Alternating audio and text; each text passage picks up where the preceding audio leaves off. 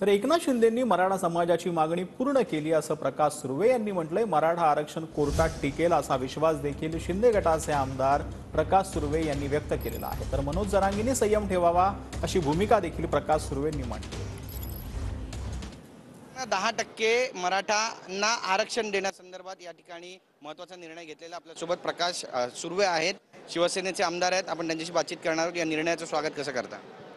फार आनंद आहे। गेली 50 वर्ष आमच्या मराठा समाजाला प्रतीक्षा करावी लागली होती।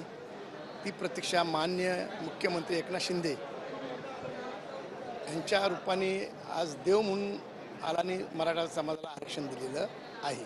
मागच्या वेळी जेव्हा सुप्रीम कोर्टामध्ये प्रकरण गेलं होतं तेव्हा इम्पिरियल डेटा आपल्याकडे रेडी नव्हता, त्याच्यामुळे थोडंसं तिथे तरतुदी आल्या होत्या आणि त्याच्या बाबतीत क्युरेटिव्ह पिटिशन टाकलं होतं।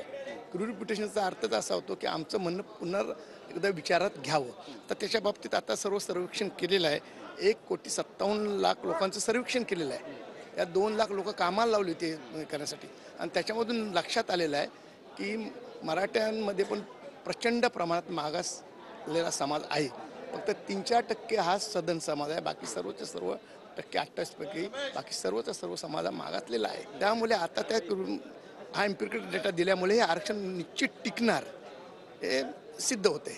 पण जरांगे पाटील जे आहेत ते सगळे सोयऱ्यांना घेऊन अजूनही ठाम आहेत। ते म्हणतात सरकारनं आम्हाला पागल समजलंय का, आता आम्ही आंदोलन करू, उद्यापासून आंदोलनाची नवीन दिशा समजावू। मला वाटतं मनोज जरांगेंनी थोडा संयम घ्यावा आणि जे साहेबांनी जे काही केलेलं आहे ते पूर्ण वाचावं, कारण साहेबांनी डिटेल्समध्ये सांगितलेलं आहे। त्यामुळे थोडंसं संयम बाळगला तर फार चांगलं होईल। धन्यवाद आमच्याशी बोलल्याबद्दल। Camera person Yogesh Guravshah, Girish Gaikwad, TV9 Marathi, Mumbai.